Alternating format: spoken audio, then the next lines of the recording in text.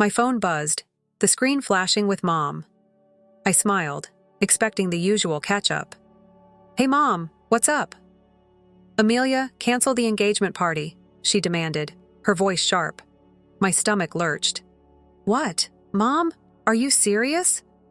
I was 28, marrying the love of my life, Daniel, and this party was the culmination of months of planning. "Dead serious, Amelia. Elena just got promoted, and we're celebrating on your engagement day." Elena, my younger sister by 2 years, had always been the golden child. But this was a new level of insane. "Mom, come on! I've been planning this forever. I'm not canceling because Elena got a promotion." I tried to keep my voice even, but frustration bubbled beneath the surface. "Don't be selfish, Amelia.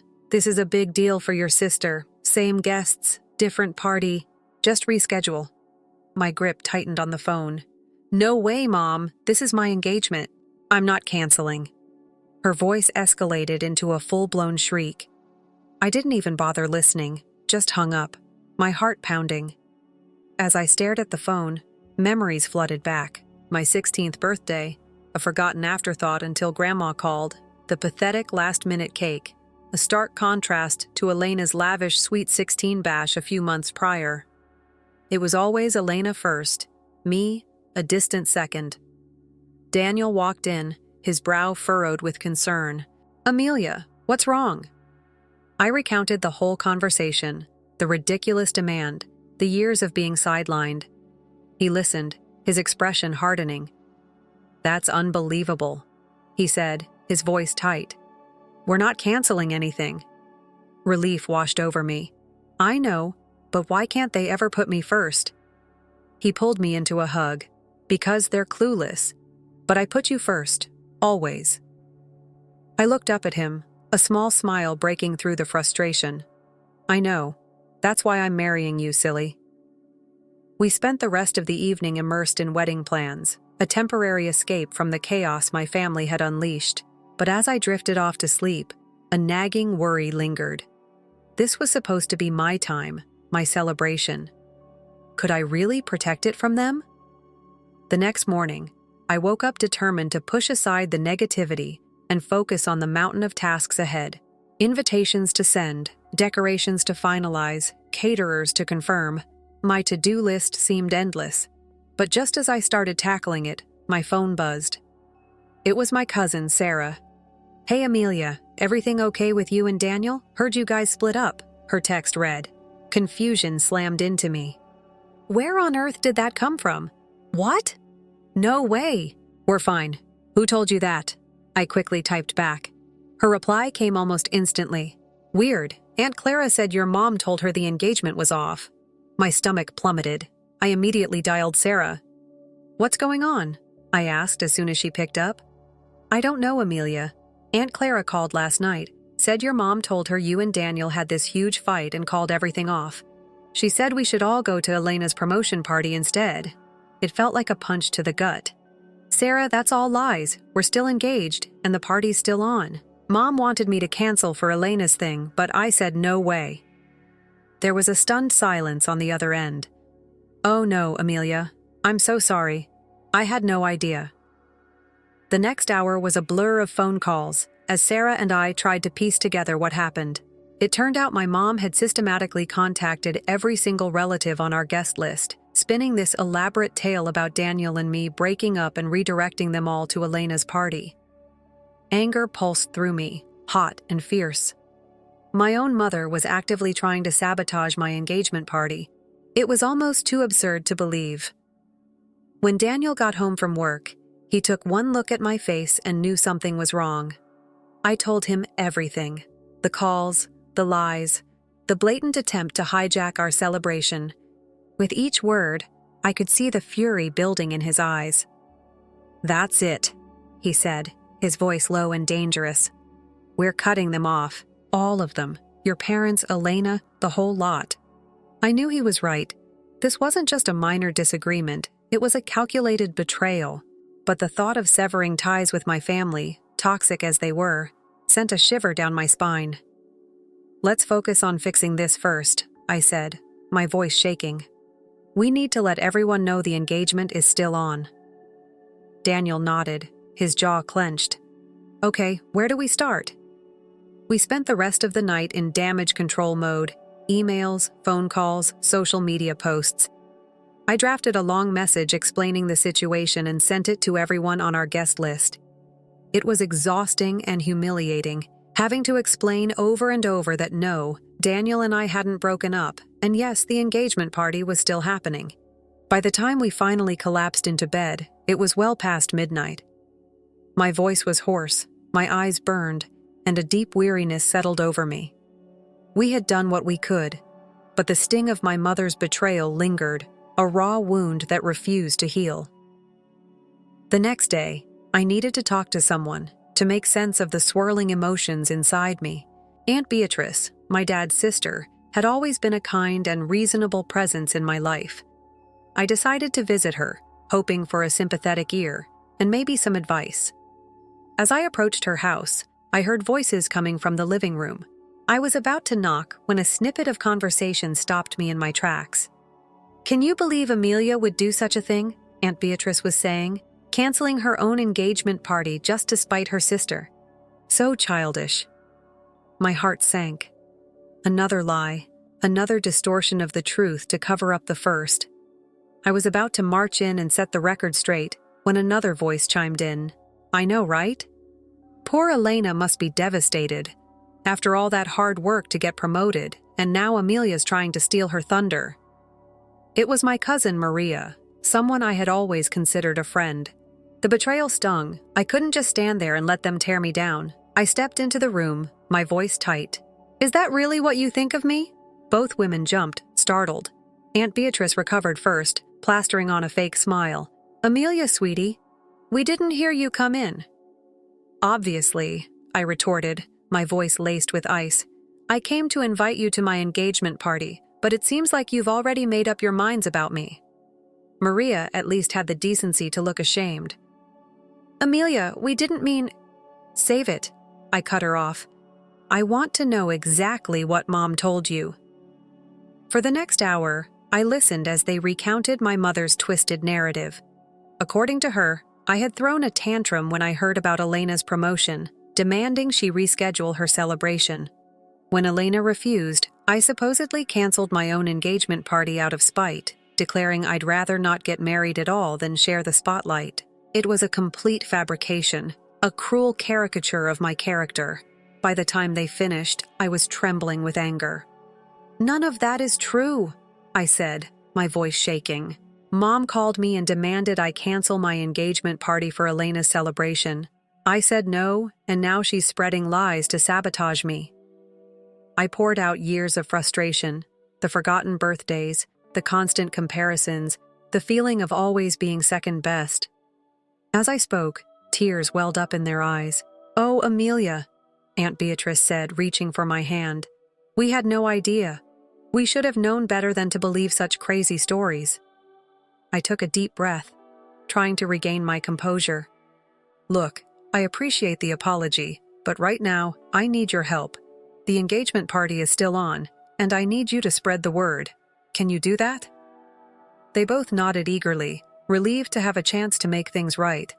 As I left Aunt Beatrice's house, a strange mix of emotions churned within me.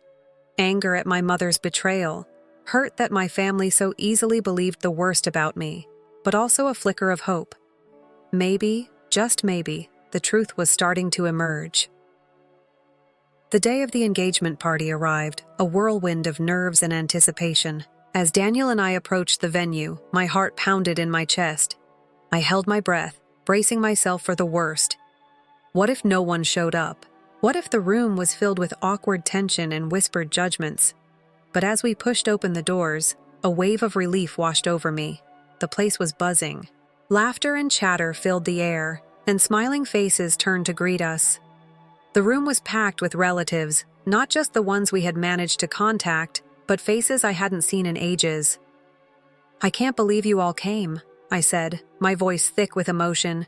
Uncle Peter, my dad's brother, clapped Daniel on the back. "Of course we came. Did you really think we'd miss this?" I've got to say, the Those rumors about your canceled engagement spread like wildfire, but it looks like they backfired big time." Someone in the crowd chuckled, and I found myself laughing along, feeling lighter than I had in weeks. "I guess they did." As we made our way through the crowd, accepting congratulations and well wishes, I noticed that Mom, Dad, and Elena were conspicuously absent. No texts, no calls, not even a grudging congratulations, but surprisingly, their absence felt more like a blessing than a curse. Instead, I found myself drawn to Daniel's parents, who beamed at us with genuine warmth and pride. "We're so proud of you, Amelia," his mom whispered, pulling me into a hug. "You're already part of our family." The party was in full swing when a commotion erupted near the dance floor. There, in the middle of it all, was my 80-year-old grandma, showing off some surprisingly agile moves from her youth. "Come on, you young ones," she called out, her eyes twinkling. "Let me show you how we used to dance back in my day." The crowd roared with laughter as Grandma twirled and swayed, and soon others joined in, turning the dance floor into a joyous intergenerational dance-off. As I mingled with the guests, I couldn't help but overhear snippets of conversation. "Can you believe what Amelia's mother tried to do?" I heard Maria say to another relative. "Trying to cancel her own daughter's engagement party? It's insane." "I know," the other voice replied. "Poor Amelia has always gotten the short end of the stick in that family. I'm glad she's finally standing up for herself." Instead of feeling embarrassed or upset by these conversations, I felt validated. My relatives were seeing the truth, and they were on my side. As the night wore on, a profound sense of happiness settled over me. The absence of my immediate family, which I had dreaded, now felt like a weight lifted. This was my celebration, surrounded by people who genuinely cared. And for the first time in a long time, I felt truly seen and loved. The day after the party, the high from the celebration lingered. Daniel and I were curled up on the couch, reminiscing about the night before, when my phone rang. It was Mom. My stomach clenched. Against my better judgment, I answered. "You ungrateful, nasty girl." Her voice screeched through the phone. "How dare you?" I held the phone away from my ear, her anger radiating even from a distance. Daniel looked at me with concern, but I shook my head, signaling I had it under control. "Mom, what? Don't you mom me," she cut me off. "You've humiliated your sister. Only 5 people showed up to her party, and they were just those nosy old aunts who'd go to anything." I took a deep breath, trying to stay calm. "I'm sorry you're disappointed, but..." "Disappointed?" "Elena is crushed. She cried all night. This was supposed to be her moment, and you ruined it with your selfishness." My patience wore thin. "Mom, I've been planning my engagement party for months. Elena's promotion party was a last-minute thing, and she knew it clashed with mine. That's no excuse. Family comes first, Amelia." "But clearly you don't understand that." Before I could respond, she hung up. A moment later, my phone buzzed with a text from Elena. "Hope you're happy. You've ruined everything. I'll make you pay for this humiliation." I showed the message to Daniel, who frowned. She can't be serious. The next few weeks were eerily quiet. I started to think maybe the storm had passed. But then, one afternoon, there was an unexpected knock at the door. It was Daniel's parents, their faces etched with worry. "Mr. and Mrs. Evans, what a surprise. Is everything okay?" I asked, my heart sinking. They exchanged a glance. "Amelia, dear," Mrs. Evans began, "can we come in? We need to talk to you about something." I led them to the living room, a sense of dread creeping in. Once we were seated, Mr. Evans cleared his throat. "Amelia, we've heard some troubling rumors. There's been talk that you've been cheating on Daniel." I felt like I'd been slapped. "What? That's ridiculous. I would never—" "We know, dear," Mrs. Evans interrupted gently. "We've known you for years. We don't believe it for a second." Relief washed over me, quickly followed by anger, as I realized where these rumors likely originated. "It's my sister," I said, my voice shaking. "She threatened to get back at me for ruining her promotion party. She must be spreading these lies." "Mr. Evans nodded grimly. We figured as much. We wanted to come to you directly rather than let these rumors fester. As they left, they promised to help squash any gossip they encountered. I was touched by their support and trust, but the injustice of it all burned. How could Elena stoop so low? A few days later, I received a call from Grandma, her usually cheerful voice laced with worry. Amelia, sweetie, she began. I've heard about all this mess with your parents and Elena. Don't you think it's time to bury the hatchet?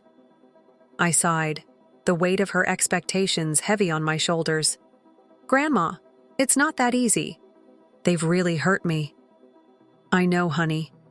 But they're family. Surely there's a way to patch things up. I could hear the plea in her voice, and it tore at me. Grandma had always been my safe haven, the one person who truly believed in me. I hated disappointing her. What do you think I should do? I asked, already dreading the answer. Why don't you try reaching out? Make a peace offering. Show them you're willing to mend fences. I closed my eyes, torn between my love for Grandma and my need to protect myself. After a long moment, I relented. Okay, Grandma, I'll try. For you. That evening, I stood on my parents' doorstep, my heart pounding a war drum in my chest. As soon as I stepped inside, I knew this was a fool's errand. Elena was there, her face a mask of fury. You think you can just waltz in here and throw me a pity party? She spat. That's not what I started, but she cut me off. I don't need your handouts, Amelia. Do you think that makes up for what you did? I should have had my party on your day, then people would have actually shown up. I stared at her, shocked by the bitterness in her voice. Elena, I'm trying to make things right. Make things right? She screeched. You ruined everything as usual. It's all about you. I looked to my parents, hoping for some support, but they just stood there, nodding along with Elena.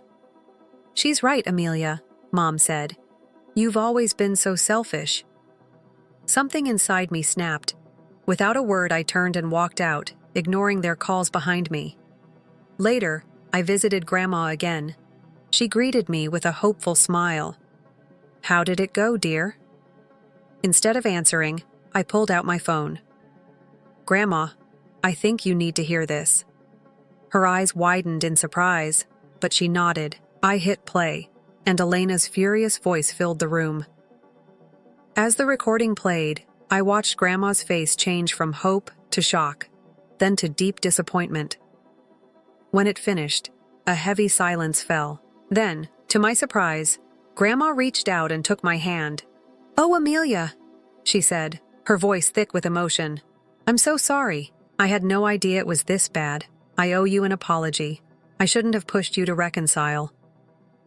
Tears welled up in my eyes. It's okay, Grandma. You didn't know. She shook her head. No, it's not okay. I should have believed you from the start. I just wanted so badly for our family to be whole. We sat in silence for a while, both grappling with the weight of what had happened. Finally, Grandma spoke again. Amelia, dear, I want you to know something. Family isn't just about blood. It's about love, respect, and support. And from what I've seen and heard, Daniel and his family give you that. Don't let anyone make you feel guilty for choosing your own happiness. The next morning, my phone buzzed with a barrage of angry texts from my parents. Grandma must have told them about the recording. How dare you record our private conversations? Mom's message screamed. You're nothing but a sneaky, ungrateful snitch. Dad's message was just as vicious. I can't believe you'd stoop so low as to secretly record us and then play it for your grandmother. You've betrayed this family for the last time. Even with proof of their behavior, they still managed to twist the narrative, making me the villain. This was the last straw. I was done. In the weeks that followed, I focused on work and my life with Daniel. But Elena, fueled by a venomous spite, launched a campaign of harassment, whispers at work, anonymous online messages, even an attempt to poison Daniel against me with lies about infidelity. But Elena's obsession with revenge backfired. Her work suffered, her colleagues saw through her, and eventually, she was demoted. The promotion she had been so desperate to celebrate, the one that started this whole mess, was gone. Finally, with the drama subsiding, I could focus on planning my wedding. We found a beautiful venue, a fairy tale garden with a charming gazebo. As we stood there, envisioning our big day, Daniel squeezed my hand. "Are you happy?" he asked softly. I looked at him, my heart overflowing. Happier than I've ever been. As I addressed wedding invitations, I paused at the bottom of the list. 3 names remained unwritten: Mom, Dad, and Elena. I stared at the blank spaces, a whirlwind of emotions swirling inside me. Daniel found me there, his hand gently resting on my shoulder. "Are you okay?" I looked up at him, tears brimming in my eyes. "I don't think I can invite them, Daniel. Not after everything that's happened." He nodded. "It's your call, Amelia. Whatever you decide, I've got your back." I took a deep breath and put down the pen. "No," I said, my voice stronger than I expected. "They don't deserve to be there. This day is about celebrating love and support, and that's not something they've shown me." A wave of relief washed over me. This wedding was about starting a new chapter, surrounded by people who truly cared. On my wedding day, as I walked down the aisle towards Daniel, I saw the faces of those who had stood by me. Daniel's parents, beaming with pride. My grandma, dabbing at her eyes. Our friends and relatives, their smiles radiating warmth and acceptance. These were my people, the ones who had shown me what true family meant. As Daniel and I swayed to our first dance as husband and wife, I rested my head on his shoulder, feeling truly at peace. The journey had been arduous, but it had led me here, to a place of strength, wisdom, and genuine happiness. "I love you, Amelia," Daniel whispered in my ear. "I love you too," I replied, my heart overflowing. In that moment, I knew that whatever life threw our way, we would face it together. And for the first time in my life, I was excited about the future, not scared of it. This was my fresh start, and with Daniel by my side, and the love of my true family surrounding me, I was ready to embrace it with open arms. Story 2. I never thought my life would be changed by a vintage scarf. However, that is precisely what took place at Second Chance Thrift Store last spring. I'm Bianca, and I probably spend too much time searching through racks of used clothing and hidden fashion gems. That Tuesday, however, was unique. Another hand simultaneously lunged for a bright orange package that I had just noticed peeking out from under a stack of scarves. "I apologize." A deep voice laughed as it spoke. "First ladies." The sweetest brown eyes I had ever seen met me when I glanced up. He was a tall man with a camera around his neck and untidy dark hair. His artistic appearance never failed to make my heart skip a beat. "No, go ahead," I answered, attempting to sound composed despite my pounding heart. "I was simply wondering. In fact, I could use your viewpoint," he said, gently opening the package after taking it up. A flawless silk scarf with gold and blue swirls was inside. I have little fashion knowledge. However, tomorrow I'm having a picture session with a retro theme. Is this a unique situation? I was too excited to disguise it. It's a true the scarf I wore in the 1970s. Do you see the artist's signature and the hand-rolled edges? Most likely it's worth at least $800. It cost $50, and his eyebrows jumped up. How are you aware of all of this? I smiled and confessed that I'm a bit of a fashion nerd. Designer items are visible from the other side of the room.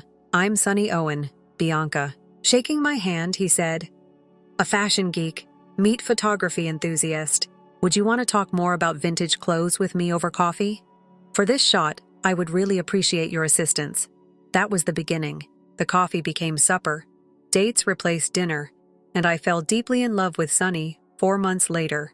Before I met Rosalie, his sister, everything seemed ideal. I met her for the first time over a Friday supper at their parents' place. I had spent hours selecting the ideal ensemble, which consisted of a vintage wrap dress by Toledo von Furstenberg that I had purchased for $100. Despite the warmth and kindness of Sunny's parents, Brianna and Francis, Rosalie's grin fell short of her eyes. She sipped her wine and remarked, "Oh, how inventive of you to wear second-hand clothes." "Never could I. Where have they gone? Nobody knows." Rosalie, Brianna stated in a somber tone. Rosalie only gave a shrug. Simply said, "You might want to get a new outfit if you plan to join the Owen family. We need to uphold certain norms." Sonny squeezed my hand beneath the table, and I felt my cheeks heat up. He claimed that Bianca truly have a remarkable aptitude for fashion. She is assisting with the styling of my next magazine shoot. Really? Rosalie raised her well-proportioned eyebrows. How fascinating. I recently got engaged to Paul Will, who works in a variety of businesses, of course. The wedding of the season is what we're organizing. Her tone made me nervous for some reason, but I attempt to ignore it. After all, she was Sonny's sister. I had to leave a positive impression. Later that evening, I saw Sonny staring at me with worry as he drove me home. "I apologize for Rosalie," he said. "Sometimes she can be a lot." I said, "It's okay, even though it wasn't. Most likely, she is only defending her family." Rosalie had been observing me all night, analyzing everything I said and did. But I kept that from him. I kept quiet about how she had surrounded me in the kitchen and interrogated me about my life, career, and future goals. And when I remarked that I wanted a small, straightforward wedding someday, I most definitely didn't tell him about her response. The way she grinned as if I had just given her a weapon. At the time, I was unaware that this was only the beginning. Rosalie Owen was going to use my life as a chess game for herself. In retrospect, I wish I had anticipated it. People may have a history, much like antique things. Sometimes, underneath their gleaming facade, there is a concealed gloom. Family dinners and courteous forced grins filled the next weeks. Every encounter with Rosalie made me feel more alienated, despite my persistent hopes that things would improve. It was meant to be different tonight. A laid-back cookout at home to commemorate Sonny's most recent magazine cover. Wearing a vintage Chanel coat, I came early to assist Brianna in the kitchen. While chopping vegetables, I had meticulously rehabilitated myself. Brianna smiled warmly as she caressed the material of my jacket. "Bianca, you have such a gift," she remarked. "The way you breathe new life into these vintage antiques. You seem like a great fit for Sonny, and I hope you know Francis." Rosalie, dressed in what appeared to be the complete most recent collection, stormed into the room before I could reply, appearing as though she had just walked out of a Gucci advertisement. "Mother," she said sharply, "tonight, Paul is bringing his parents. Do you recall the pricey wine I requested?" I mistook this for a simple family meal. I tried to speak in a light-hearted manner. Rosalie gave a chilly chuckle. "Oh, you didn't hear from Sonny. I made it into a celebration of my engagement. Paul's dad is thinking about utilizing Sonny's photos for their upcoming advertising campaign."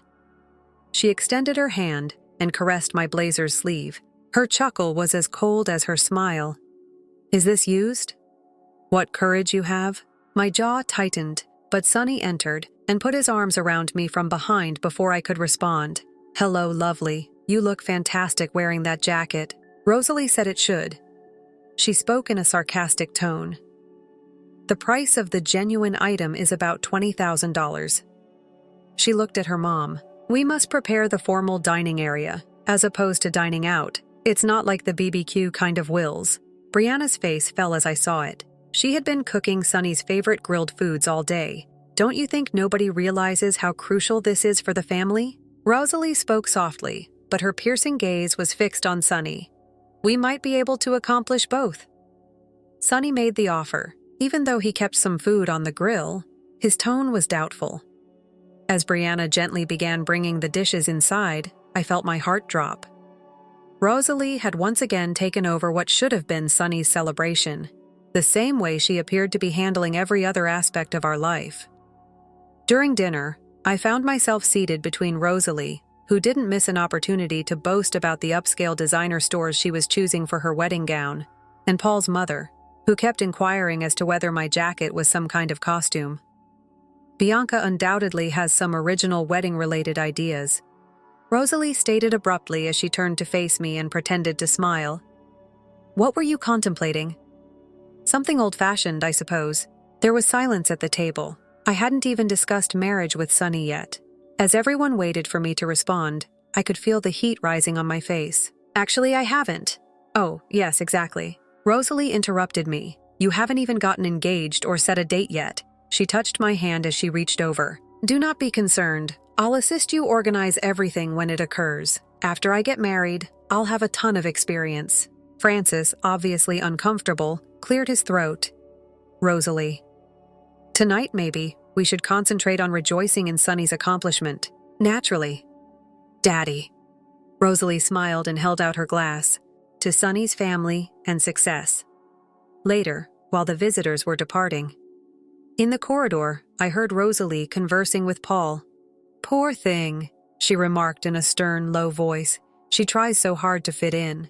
However, you can't purchase a class, can you? I mean, showing up in secondhand clothing to meet your folks." "She appeared decent enough," Paul answered, his tone pleasant, and the blazer was actually pretty classy. "Oh, honey, you're too nice," Rosalie remarked with a little chuckle. "She's not her own stuff, though, I assure you. Soon enough, Sonny will discover it out." I slipped away before they could see me, and my gut wrenched.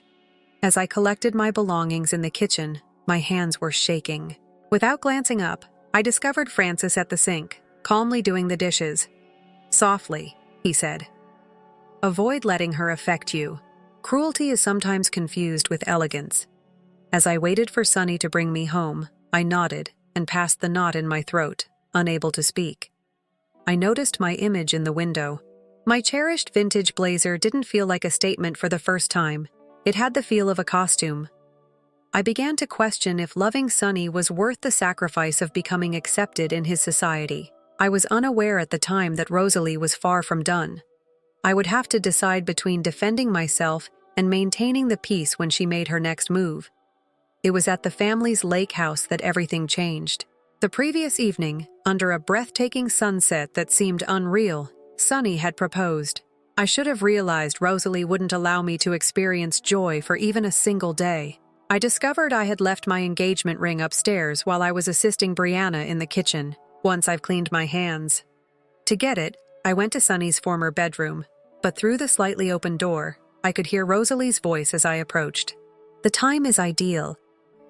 Now I can use all of Bianca's wedding ideas for my own," she said. "She won't suspect. For months, I've been gathering them." My hand was hanging above the doorway when I froze. "Do you really think that's required?" Paul answered in a cautious tone. "Your brother recently became engaged." "Oh, please." Rosalie laughed dismissively as she said, "Their wedding is going to be some strange vintage occasion. I'm doing everyone a favor by turning her ideas into something actually sophisticated. Besides, Sonny's told me everything. Her dress design, the venue she wants, even the antique lace she found for the veil." My stomach turned over. I had shared those private times with Sonny. "I'm dreaming of our shared future." He had assured me that they would remain private. Rosalie went on to say, "I've already called her ideal location and reserved it for the weekend before their date. This morning, the deposit was cleared. Doesn't that sound a bit self-evident?" Paul sounded uneasy as he asked. Rosalie smirked and remarked, "That's the best part. Sheila, if she accuses me of mimicking her, I'm crazy. Everyone will believe that she is attempting to steal my ideas."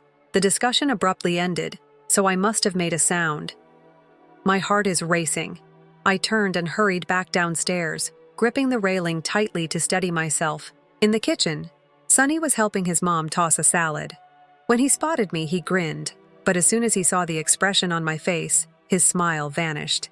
"Hello, what's the matter?" he asked, concern in his voice. "Can we have a conversation?" I remarked, my voice trembling despite my effort to sound cool. The lake mocked me with its serene beauty as it glittered in the brilliant July light outside on the balcony. I tried to control the raging feelings that were rising within of me as I turned to Sonny. "Have you been discussing our wedding plans with Rosalie?" With a tense voice, I asked. "Yeah," he said, his expression bewildered. "Recently, she has shown a great deal of curiosity. She expressed her desire to assist. Isn't that advantageous?" I let out my aggravation by shaking my head. "She's aiming to steal everything, Sonny." She was speaking to Paul, and I just heard it. My voice shook with rage as I spoke. "She's already booked our wedding venue, the one I privately showed you." Sonny's expression fluctuated between astonishment, skepticism, and defensiveness. Come on, he said. That's got to be a misunderstanding. Rosalie refused. Wouldn't it? I intentionally tried to hurt myself by snapping. Since I've known her, she has only done that. Before I could stop them, the words poured out. I wanted to scream when he remarked, "You're overreacting," in a cool, contemptuous tone. She's Bianca, my sister. At the moment, she is just thrilled about weddings. Rosalie came in the doorway before I could reply, wearing a phony look of worry that made my skin crawl. "Is everything all right out here?" she asked sweetly. I believed I heard voices being raised. "Have you reserved Fredericksburg's Spring Arbor for your wedding?" asked her outright. "Oh, that," she said, grinning broadly. "Indeed. Isn't it ideal? You mentioned it at dinner last month, and I recalled how much you enjoyed it. I hope it's okay with you. I mean, great minds do think alike." I looked at Sonny, hoping he would say something to support me. Uncomfortably, he moved away from my gaze. "Maybe we could all just—" he started. "What exactly?" I took off my engagement ring and interrupted, my voice trembling. "Act as though this isn't taking place. Just let her steal every part of our wedding like she's been planning for months. Bianca." "Stop being dramatic," Rosalie advised. Fake worry was evident in her voice. "Simply state that you are not prepared to organize a wedding." I put the ring on the railing of the deck. Tears clouded my view. "You're correct." My voice broke as I said, "I'm not prepared, not for this family, not for a spouse who refuses to defend me, and most certainly not for a sister-in-law who looks at my life as if it were her own catalog." As I turned to go, I heard Sonny shout my name, but it was Rosalie's voice that followed me, chilly and arrogant.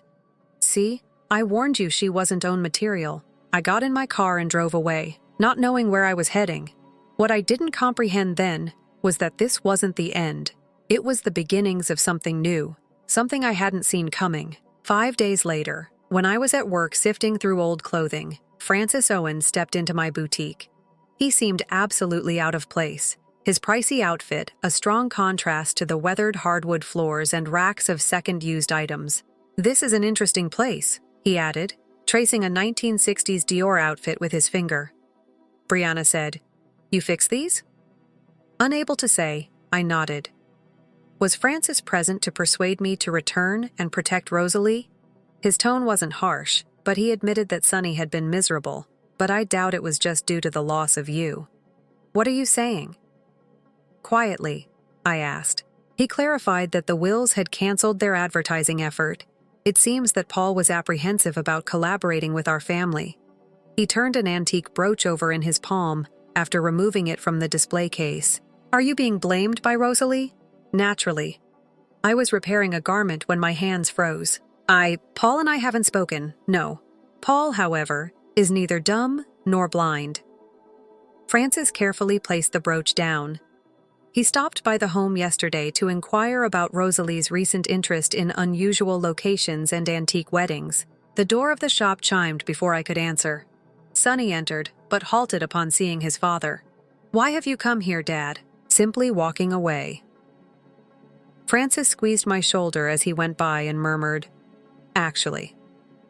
"Bianca, do you recall what I said about authenticity?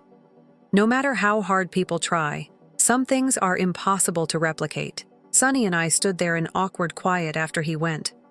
His normally tidy hair was disheveled, as if he had been raking his hands through it, and he appeared worn out. Finally, he remarked, "You left your ring behind. You abandoned me to deal with my sister on my own." I gave a headshake, looking at the ripped edges of a ruined silk scarf. "She has been methodically attempting to destroy everything positive in my life. Additionally, you've been permitting her to assist her." He seemed defensive as he continued, "She's my sister. Additionally, I was meant to be your wife." My voice cracked on the final syllable. "But when she started stealing our wedding plans, you couldn't even tell her to stop." With a groan, he combed his hair once again. He was visibly agitated, but I didn't believe he trailed off. "I have something for you to see." He gave me his phone after taking it out. It was a sequence of texts from Rosalie. As I read them, I felt sick to my stomach since they included in-depth inquiries about my wedding plans, allusions to confidential discussions that Sonny and I had had, and even pictures of my designs that she had requested him to photograph. Sunny explained that she was simply thrilled about the wedding preparations. As if it clarified everything, she desired to assist. I gazed at him, the understanding striking me like a frigid wave. He honestly didn't see what was occurring, or worse, he didn't want to. Paul, according to your father, canceled the advertising effort, I said in a forceful but calm voice. My voice was scarcely steady as I whispered gently, "Have you ever wondered why?" Confusion clouded Sunny's face. "You must have said something to Paul," Rosalie said. "She did, of course." I laughed bitterly as I spoke. "And you thought she was real, like you usually do." Paul was there as the shop door chimed once again. He was uneasy, yet resolute. I apologize for interrupting. He looked from one of us to the other. Could we discuss Rosalie Bianca? Sunny moved in front of us right away. It's not true what she told you about my sister. I haven't heard anything from her. Paul's tone was forceful. I am here for that reason. I need to know if putting my confidence in Rosalie is a mistake. I didn't miss the irony. As her own brother stood there supporting her falsehoods, Rosalie's fiancé came to me seeking the truth. I turned to face Sunny, offering him one final opportunity. Would you like to share the texts with him, in reference to your sister's plot to rob my wedding? Individually, Sunny remained silent. He could have spoken, but his silence was more powerful. I inhaled deeply while fighting back tears. I believe you ought to go. With a broken voice, I told him. You too. Rosalie's actions or inactions are no longer my concern. Paul asked Sunny, did you really not see what she was doing to Bianca's? As they were leaving. Sunny didn't respond, but I didn't have to listen. I already knew all I needed to know about his loyalty from his silence. I had no idea that Paul's visit would start a series of events that would alter everything for the entire family, not just Sunny and myself. I was invited to Rosalie's wedding 2 weeks later. This was no ordinary invitation. It was a perfect duplicate of the unique design I had only ever shown Sunny and had doodled in my secret diary. As I read the date, my hands began to shake. I was still looking at the invitation 3 weeks prior to my wedding day when Brianna phoned. She spoke in a strained tone. This is awkward, she started. Rosalie, however, demands that you attend. It would mean a lot to her, she adds. It certainly would. Tracing the intricate artwork I had spent months creating, I said. Did she disclose the source of the invitation to you? Create. A lengthy pause ensued. Please, Bianca. Brianna spoke quietly. She stole my wedding in an attempt to make apologies. Even I was astonished by the vitriol in my voice. In fact, Brianna paused. I'm phoning in part for that reason. Rosalie requests your assistance with her clothing. She claims that the change she requires would be ideal for your antique knowledge. It nearly made me chuckle. Which dress? The one she discovered in that tiny London shop. Brianna spoke quietly. Dior in the 1960s.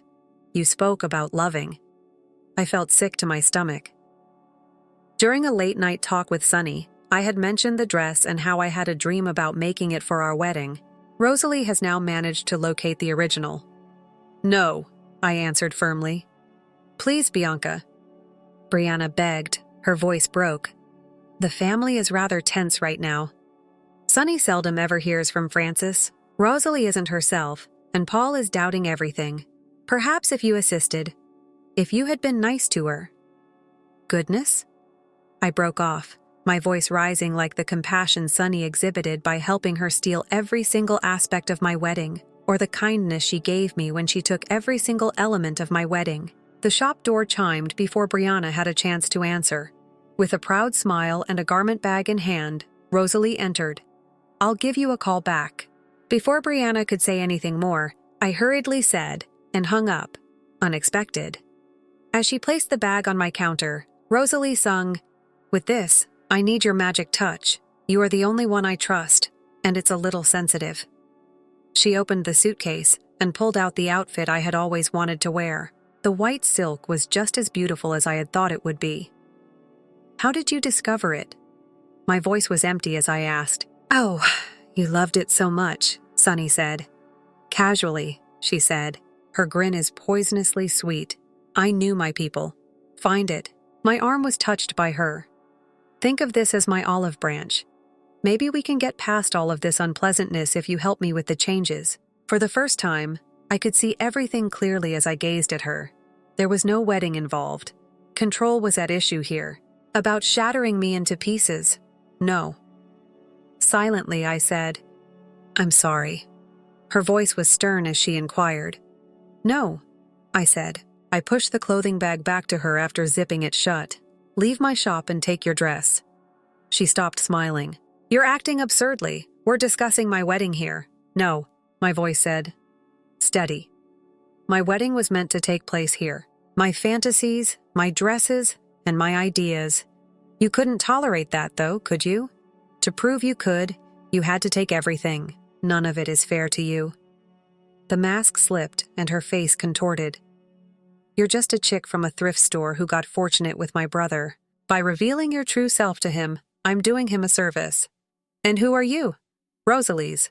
I stepped around the desk and asked, my rage giving me power, in addition to stealing the aspirations of others. Her cheeks reddened with anger. She snatched up the garment bag. "I'll be done, and you'll regret this. There won't be anything left for you, nor your reputation, nor your designs. Not my brother, of course." She slammed the door behind her as she ran out. Paul was standing just outside the storefront window when I saw him, his face glowering with rage. He had heard it all. Knowing that Rosalie had finally revealed her true nature to her fiancé should have made me happy. However, I felt empty instead. Even worse than anything she had done so far, I knew what was about to happen. Rosalie Owen no longer only want my nuptials. She desired to totally ruin me, and I was at a loss on how to stop her. Something drew me to Rosalie's wedding even though I shouldn't have. Perhaps the same inquisitiveness that causes individuals to slow down and observe auto accidents. As soon as the ceremony started, I crept into the church. I remained hidden in the back, out of sight of everyone. It was all mine. The hand-pressed flower arrangements, the old lace that was stretched down the seats, and even the precise white color. I had been looking for months. But Rosalie wearing the outfit of my dreams, that was the knife's last twist. Isn't it a lovely ceremony?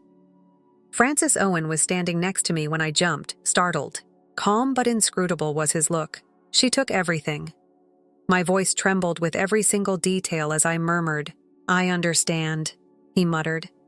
He gave his phone to me. My wedding planning notebook, with each page captured on camera and preserved, was displayed on the screen. "She received these from Sunny months ago," he clarified. They were all looking at the family's cloud storage when I found them. My stomach rumbled. He gave it all to her. He believed he was being helpful. Francis still doesn't understand what she's actually doing, and his voice sounded worn out. The wedding march sounded. I recognized it and froze. I had found the perfect antique recording in an old record store. With my grin and my fantasies all around me, I saw Rosalie go down the aisle while floating in my dress. Paul's face was taut and inscrutable as he stood at the altar. For a few seconds, when our gazes locked, I noticed something in his face. Perhaps an apology. The ceremony started when Rosalie arrived at him. I should have walked away at that moment, but instead I remained where I was and watched the priest pose the question. "Is there anyone who objects?" The quiet was oppressive, nearly oppressive. Paul cleared his throat after that. "Yes, I do." Silently, he said. "I protest." Whispers broke out in the chapel. Rosalie's complexion turned pallid. She stumbled, her voice wavering. "Paul, what are you doing?" His voice was forceful as he turned to face her. "Someone who bases their pleasure on the suffering of others is not someone I can marry." His remarks broke the atmosphere as he turned to face the visitors. This wedding was robbed in every way. Even the music, the decorations, and the outfit. Everything was taken verbatim from Bianca's blueprints, plans Rosalie stole without authorization. "That is absurd." Rosalie's tone became defensive and piercing. "Sunny, inform them." Sunny was completely perplexed as he got up from his front row seat, trapped between the truth and his sister. Sunny remarked in a tremulous voice, "I just shared some ideas with you. You expressed a desire to assist me. Does it help?" Paul chuckled bitterly. "You mean to ruin your brother's relationship and take away every aspect of his wedding? If you handed them to me, it wouldn't be theft. When her mask finally came off, Rosalie yelled. Her tone became icy. I did her a favor anyhow. She is not deserving of her own family wedding. She is nothing more than a girl who works at a second-hand store and has more style than you could ever possess, Francis cut in, his voice echoing above the astonished visitors. And who just revealed your true identity to everyone in this room? The resulting hush was deafening. I glanced around at the shocked expressions of the visitors.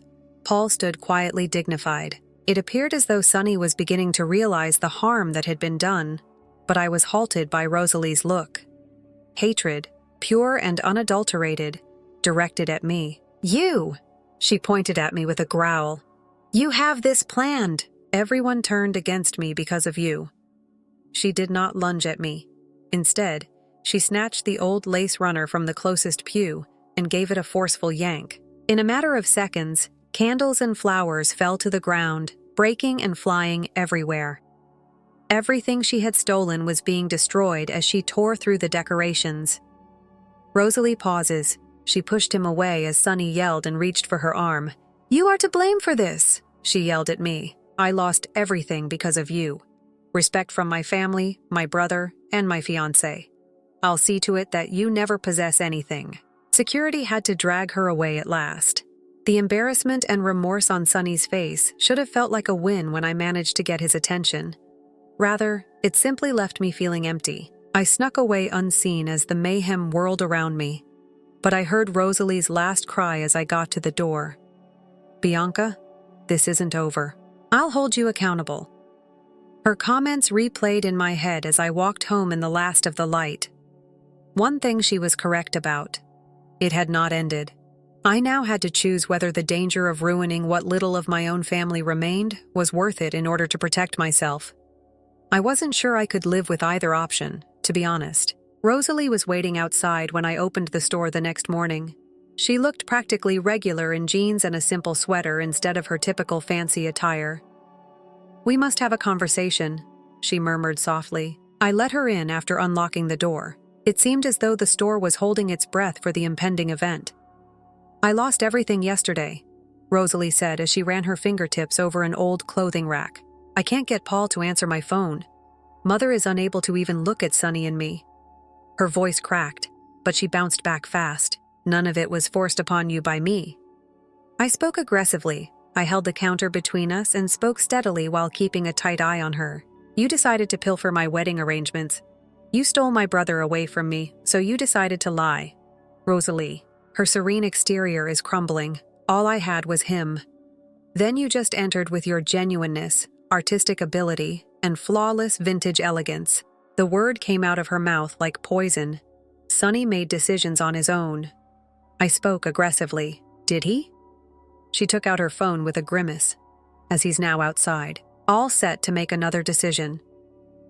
As Sonny approached with a guilty expression on his face and appeared to be stuck between the two of us, my heart fell. Rosalie insisted that she be told. Inform her of your choice.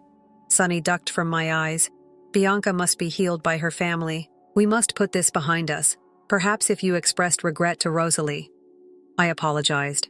The phrase that turned Paul against her was like glass shards in my throat. He persisted in making fun of her at the wedding. I felt the last glimmer of hope I had left for him as I looked at him. Breakdown, you still don't understand? Silently, I said. Sonny, she did more than simply pilfer my wedding preparations. She attempted to take over my life. You also assisted her in doing so. I didn't mean to say no. I interrupted him. You were never important. That's the issue.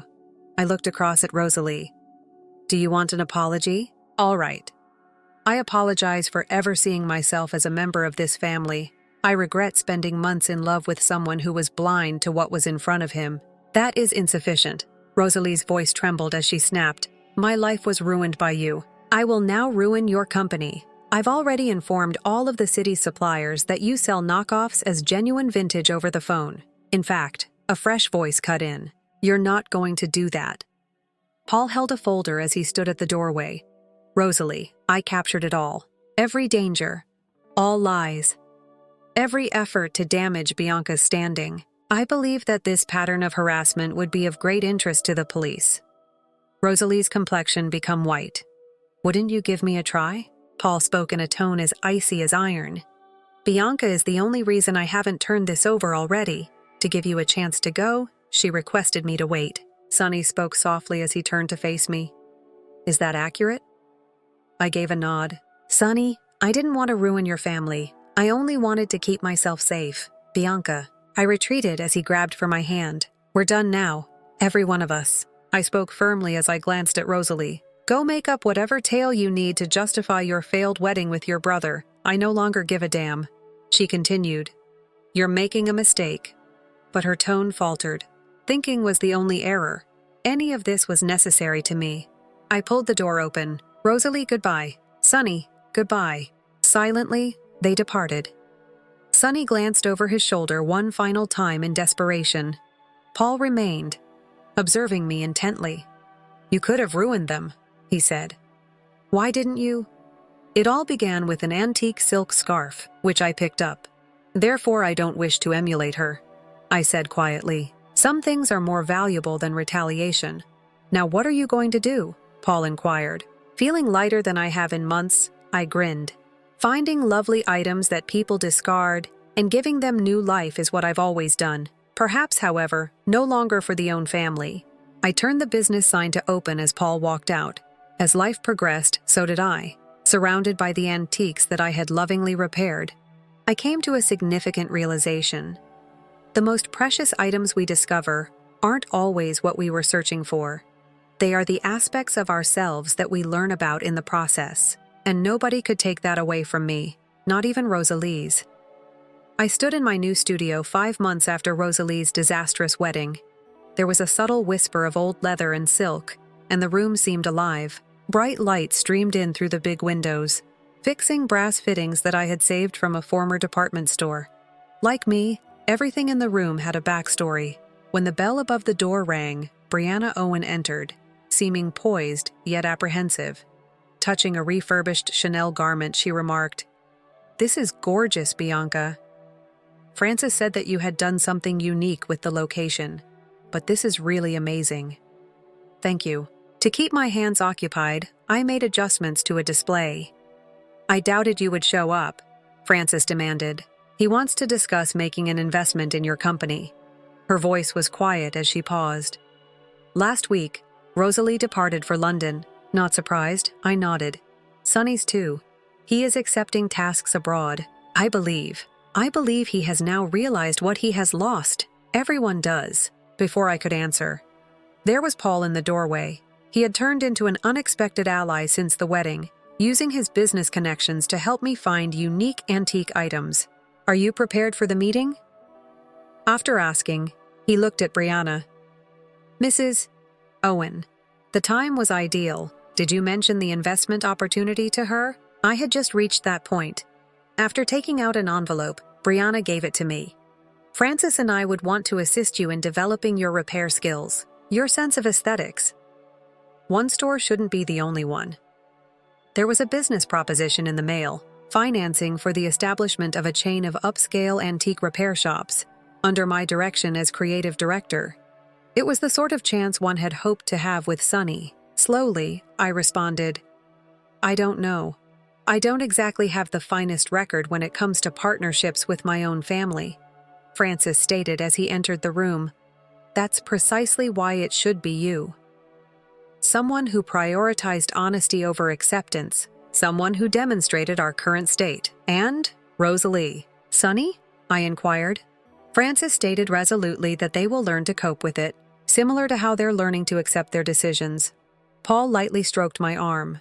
You don't have to make a decision right now, but don't allow the outcome deter you from creating something truly remarkable. I surveyed my workshop, admiring the items I had saved and the sketches I had recovered for entirely original concepts. Then I noticed something I had seen before, a package on the counter, bright orange. What is this? I inquired. At an estate auction, I discovered it. Paul grinned as he spoke. You might want it back, I thought. The air was within, Ms. The scarf from the first sunny day. But I experienced something else in place of agony. Finalization. All right, I turned to face Brianna and Francis. However, I have health issues. My vision will be this, my creations, no concessions. There is no other way we would want it. Francis gave a kind response. After they departed, I watched the sunset convert the city into hues of gold while standing in the doorway of my studio. An unknown number texted me, making my phone vibrate. I apologize for all of this. I also didn't answer. Vintage items, for example, are best left in their boxes to serve as reminders of our former selves. Rather, I strolled over to my desk, where a ruined evening gown from the 1950s was lying in need of repair. The beading was strewn around. I could see its potential, just as I had finally recognized mine, even though it seemed torn. A young woman entered when the door's bell rung above. She was just as nervous as I was. This was discovered in a second-hand shop. She pointed to a shabby designer purse. It's not worth mending, according to everyone. However, you notice something about it. Seeing the hope in her eyes, I concluded for her. I led her to my workbench, grabbed my tools, and got to work, saying, "Let me show you what it could become." I came to a realization. Not all of the old items we uncover are the most precious items we restore.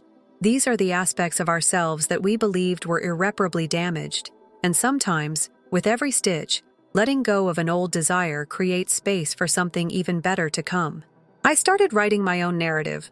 One moment at a time, one piece